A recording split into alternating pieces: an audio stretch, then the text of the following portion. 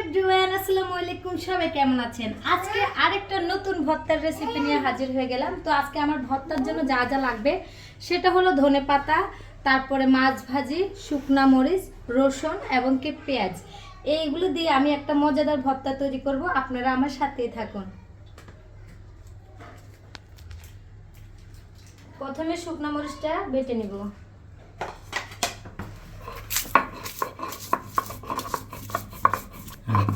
শুকনা মরিচটা বাটা শেষ। এখন আমি ভাজা মাছটা বেটে নিব।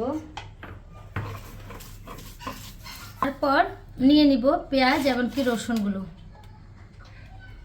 সাথে দিয়ে দিব পরিমাণ মতো লবণ।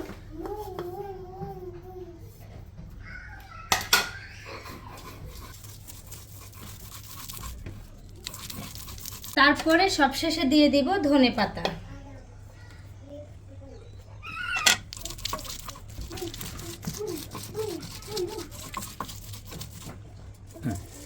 ধনেপাতাটা একটু আবাড়া রাখবো, তাহলে ভর্তাটা খেতে মজা লাগবে। এখন সব কিছু নিয়ে মিক্স করে নেব।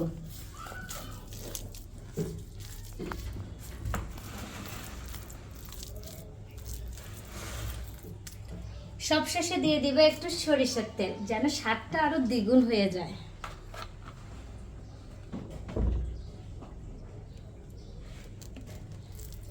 তারপর আবারও ভালো করে মেখে নিব।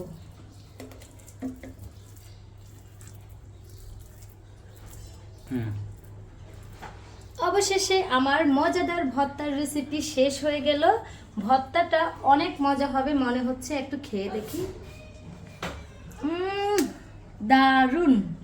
আপনারাও বাসায় বানিয়ে ফেলতে পারেন শর্টকাটে ধনেপাতা এবং মাছ ভাজি দিয়ে একটা দারুণ মজাদার ভর্তা। ভালো থাকুন, সুস্থ থাকুন, আল্লাহ হাফেজ।